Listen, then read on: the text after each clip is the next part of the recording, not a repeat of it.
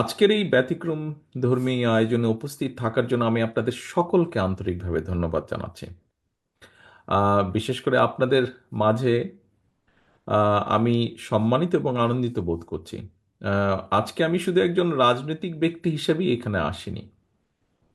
আমি এসেছি এখানে একজন ভাই, বন্ধু কিংবা অভিভাবক হিসাবে আপনাদের পাশে দাঁড়ানোর প্রত্যয় নিয়ে, এবং আপনাদের প্রতিভা এবং আত্মনির্ভরশীলতা বিকাশে আমার ব্যক্তিগত রাজনৈতিক দায়বদ্ধতার জায়গা থেকে আজকে আমি আপনাদের পাশে দাঁড়ানোর চেষ্টা করেছি বা এখানে আমি উপস্থিত হয়েছি। প্রিয় ভাই বোনেরা, আমি বিশ্বাস করি আহ, দুদিন আগে আমাদের দলের পক্ষ থেকে আপনাদের এখানে যারা আয়োজন করেছেন তাদের সাথে যারা যোগাযোগ করছিলেন, কথা প্রসঙ্গে আমি তাদেরকে বলেছিলাম যে আমি দৃঢ়ভাবে বিশ্বাস করি যে আপনারা প্রতিবন্ধী ভাই বোনেরা বা মানুষেরা, আপনারা আমাদের পরিবারের অংশ, সমাজের অংশ এবং দেশের অংশ। বাংলাদেশকে এগিয়ে নিয়ে যাওয়ার ক্ষেত্রে আমাদের সমাজ এবং অর্থনীতিকে সচল রাখার ক্ষেত্রে কিন্তু আপনাদের অসাধারণ ভূমিকা রয়েছে। আমাদের জীবন এবং সংগ্রামে আমাদেরকে শেখায় যে কর্মদক্ষতা, সক্ষমতা বা কাজের সামর্থ্য কেবল শারীরিক বা মানসিক অবস্থার মধ্যে বা মাধ্যমে কিন্তু নির্ধারিত হয় না। সকল প্রতিকূলতা পেরিয়ে সামনে এগিয়ে যাওয়ার যে অদম্য ইচ্ছাশক্তি এবং আল্লাহ তাআলার দেওয়া পরীক্ষাগুলোকে হাসি মুখে গ্রহণ করার যে সাহস আপনাদের রয়েছে, সেটি কিন্তু সত্যিকারের সক্ষমতার পরিচয়। আমরা যারা আপনাদের মতন কঠিন শারীরিক বা মানসিক পরীক্ষার সম্মুখীন হইনি, তারা কিন্তু অনেক সময় বুঝতে পারি না আমরা কি অসীম বাধা অতিক্রম করে আপনারা স্বপ্ন দেখেন, এবং আমাদেরকেও অনেক ক্ষেত্রেই স্বপ্ন দেখান বা দেখতে শেখান। আপনারা আমাদের মনে করিয়ে দেন যে আমাদের সব অক্ষমতাকে জয় করে সমাজে প্রতিটি মানুষ মাথা উঁচু করে সম্মানের সঙ্গে বাঁচতে চায় এবং দৃঢ়তার সাথে সসম্মানে বাঁচতে চায়। আপনাদের সেই সাহস, সংকল্প ও শক্তি আমাদের জন্য প্রেরণার উৎস, অনেক মানুষের জন্য। এটি আমাদের উদ্বুদ্ধ করে একটি সাম্য, মানবিক মর্যাদা এবং সামাজিক সুবিচারের ভিত্তিতে অন্তর্ভুক্তিমূলক একটা বৈষম্যহীন বাংলাদেশ গড়ে তোলার লক্ষ্যে কাজ চালিয়ে যেতে। উপস্থিত প্রিয় ভাই বোনেরা, উপস্থিত গার্জিয়ান বৃন্দ, আজকে আমি আপনাদের সামনে ছোট ছোট, খুব ছোট সংক্ষেপে ছোট ছোট কয়েকটি গল্প বলতে চাই, যারা সম্পূর্ণ ব্যক্তিগত প্রচেষ্টায় যাদের অর্জিত সাফল্য আমাদেরকে প্রেরণা যোগায়। প্রথম গল্পটা পটুয়াখালীর একজন 68 বছর বয়সের মানুষের, যিনি বাক প্রতিবন্ধী, কিন্তু বাক প্রতিবন্ধী হলেও ফ্রিল্যান্স আউটসোর্সিং এর গ্রাফিক ডিজাইনের কাজ করেছেন এবং তরুণদের সাথে পাল্লা দিয়ে বিদেশি ক্লায়েন্ট থেকে বৈদেশিক মুদ্রা উপার্জন করে পরিবারের পরিবারের প্রতি যে অর্থনৈতিক দায়িত্ব তা পালন করেছেন। এই মানুষটি সাফল্য প্রমাণ করে বয়স বা প্রতিবন্ধকতা কখনো জীবনের গতিপথ বাতলাতে পারে না বা বদলাতেও পারে না। দ্বিতীয় গল্পটি এক তরুণের, যার কোমর থেকে পা পর্যন্ত অবশ। শারীরিক প্রতিবন্ধকতা তাকে শিখিয়েছিল যে আমার পা নেই তো কি হয়েছে, আমার হাত আছে। তিনি নিজের পছন্দের শখের কাজ, কাঠের শিল্পকলা, বিভিন্ন জিনিস তৈরির মাধ্যমে নিজের প্রতিভা প্রকাশ করতে শুরু করেন। পা নেই তো কি হচ্ছে, হাত আছে, এবং হাতের নিপুণ কাজে তিনি অসাধারণ কাঠের পণ্য তৈরি করেন যা স্থানীয় বাজারে বিক্রি হয় এবং দেশ জুড়ে তার হাতের কাজের জুড়ি বিখ্যাত। প্রিয় ভাই বোনেরা, তৃতীয় গল্পটি মৌলভীবাজারের একজন দৃষ্টি প্রতিবন্ধী তরুণের, যিনি চা বাগানে এক শ্রমিকের সন্তান। চোখে আলো নেই, কিন্তু মনের আলোর শক্তিতে এসএসসি এবং এইচএসসি পরীক্ষায় জিপিএ 5 অর্জন করেছেন। তার এই যে সংগ্রামী মনোবল আমাদেরকে শিখিয়েছে ইচ্ছা শক্তি এবং মেধা কখনো শারীরিক সীমাবদ্ধতার কাছে হার মানে না। এরপরে চতুর্থ যে গল্পটি, এমন একজন মানুষের যার চলার শক্তি নেই, একমাত্র ডান হাতের বৃদ্ধা আঙ্গুলটি নাড়াতে পারেন। সেই আঙ্গুল দিয়ে তিনি কম্পিউটারের কাজ করেন। কুমিল্লার একটি ছোট্ট ঘরে বসে তিনি বেলজিয়ামের একটি প্রতিষ্ঠানের জন্য পণ্যের ক্যাটালগ ডিজাইন করেন। একক প্রচেষ্টায় মানুষটি নিশ্চিত করে চলেছেন অর্থনৈতিক মুক্তি এবং সামাজিক অগ্রযাত্রা। এই যে চারজন ব্যক্তি আমাদেরকে দেখিয়েছেন যে প্রকৃত সক্ষমতা শরীর দিয়ে নয়, মনের জোর, ইচ্ছা শক্তি এবং কঠোর পরিশ্রম দিয়ে মাপা হয়। তাদের গল্প আমাদেরকে শিখিয়েছে বাধা শুধু একটি শব্দ যা চেষ্টার মাধ্যমে জয় করা সম্ভব। আমাদের দায়িত্ব তাদের লড়াইকে সম্মান জানানো, তাদের পাশে দাঁড়ানো। আমরা এমন একটি বাংলাদেশ গড়তে চাই বা গড়ার পরিকল্পনা করি যেখানে প্রতিটি মানুষ তার সীমাবদ্ধতাকে জয় করে নিজের স্বপ্ন পূরণের সুযোগ পাবেন। শারীরিক চ্যালেঞ্জ মোকাবেলা করেও যারা নিজ উদ্যোগে অর্থনীতিতে অবদান রাখছেন, তাদের বিজয়ের গল্প আমাদের আলোর পথ দেখায়।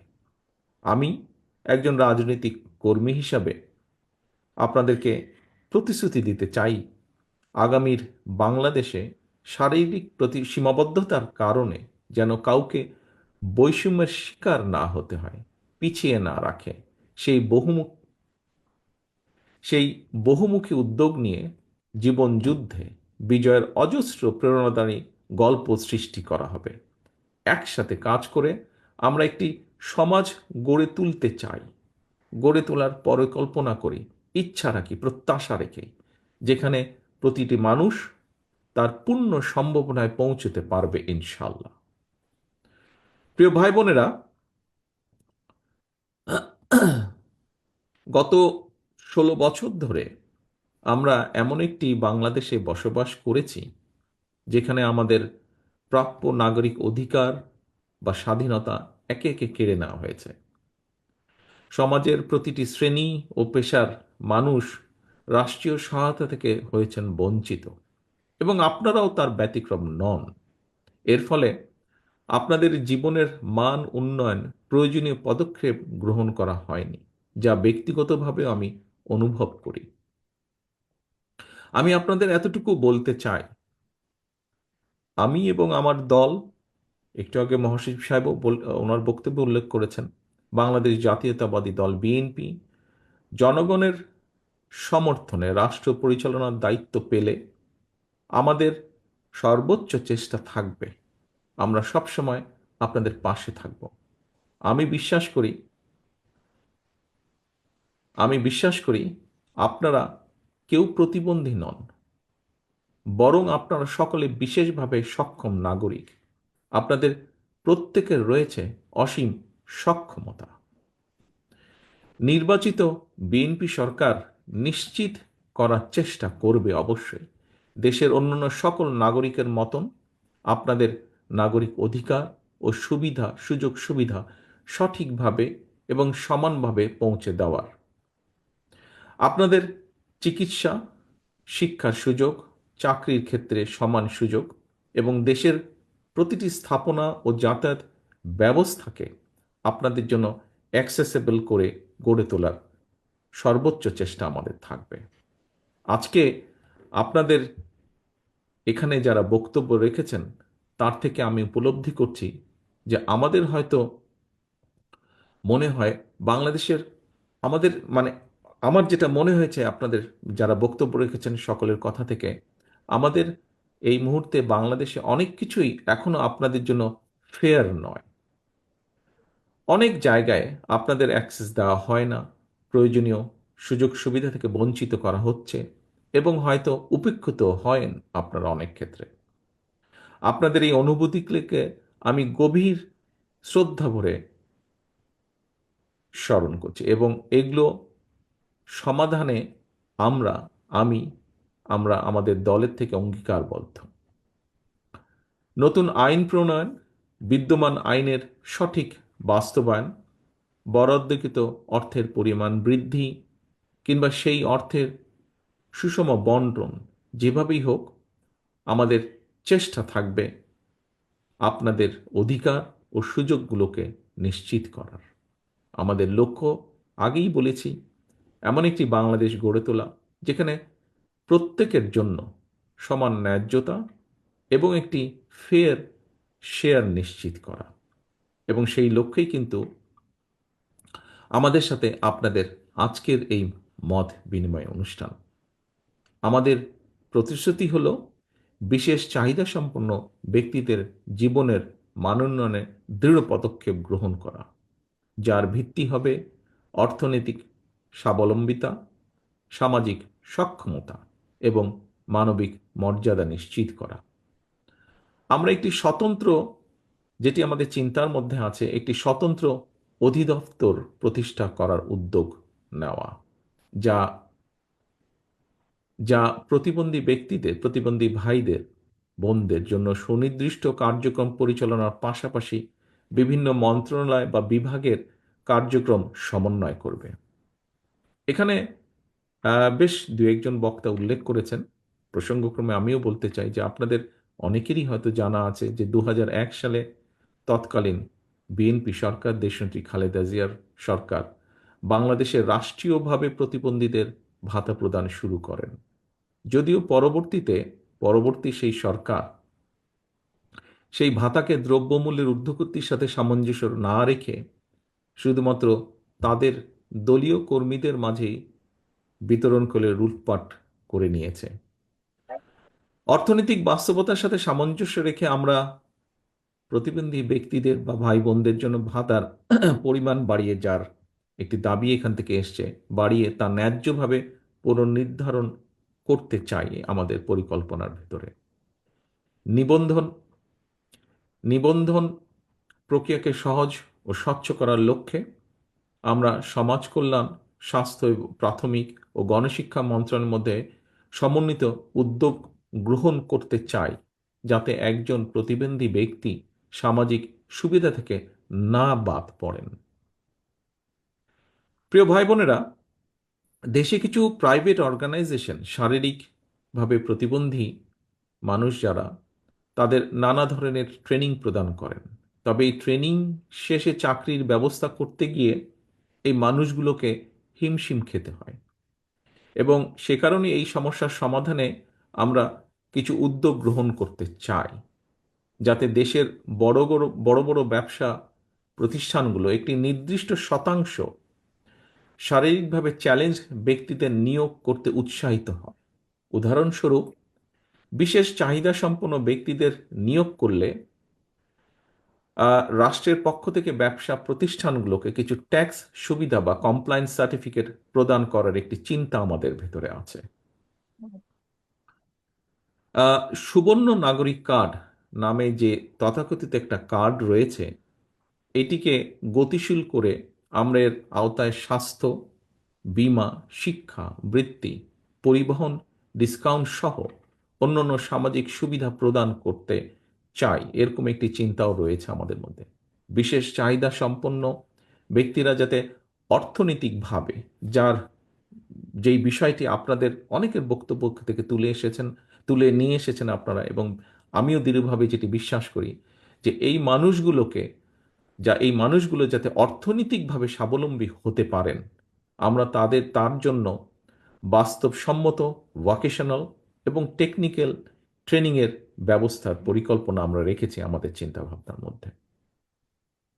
বিশেষত আউটসোর্সিং, ডাটা প্রসেসিং, ফ্রিল্যান্সিং এর ক্ষেত্রে বিশেষ চাহিদা সম্পন্ন মেধাবী তরুণীদের জন্য সুনির্দিষ্ট কারিগরি এবং কাঠামোগত সুবিধা প্রদানের পাশাপাশি ট্যাক্স ওয়েভার এবং ওয়ার্ক স্টেশন সৃষ্টির সুযোগ কার্যকরভাবে আমাদের বিবেচনায় রয়েছে। অন্যান্য ক্ষেত্রেও উদ্যমী এবং সফল প্রতিবন্ধী ব্যক্তিদের জন্য সহজ শর্তে বিশেষ ঋণ সুবিধা প্রদান করে উদ্যোক্তা সৃষ্টির একটি আহ, পরিকল্পনাও আছে আমাদের। এখানে প্রায় কথাই প্রায় ব্যক্তি যারা বক্তব্য রেখেছেন একটি কথা সকলেই বিশেষভাবে উল্লেখ করেছেন, আমিও আমাদের চিন্তার মধ্যেও সেটি আছে। সেটি হচ্ছে গণপরিবহন। আমরা গণপরিবহন এবং বিভিন্ন সরকারি বেসরকারি স্থাপনাকে প্রতিবন্ধী ব্যক্তিদের জন্য উপযোগী করে গড়ে তোলার লক্ষ্যে একটি সমন্বিত পরিকল্পনা গ্রহণ করতে চাই। পাশাপাশি সরকারি চাকরিতে এই সকল মানুষেরাদের জন্য একটি নির্দিষ্ট অংশীদারিত্ব নিশ্চিত করার একটি পরিকল্পনাও আছে আমাদের ভেতরে। প্রিয় ভাই বোনেরা, প্রতিবন্ধী শিশুদের শিক্ষার বিষয়টি শিক্ষা মন্ত্রণালয়ের অধীনে আনার বিষয়টি বিবেচনা আমরা অবশ্যই করব, যার কথাটি এখানে, যেই বিষয়টি এখানেও বোধহয় কয়েকজনের বক্তব্যে উঠে এসেছে। বিশেষ করে তাদের স্বাস্থ্য সেবা বিদ্যমান স্বাস্থ্য ব্যবস্থার মধ্যে অন্তর্ভুক্ত করার জন্য কাজ করতে আমরা চাই।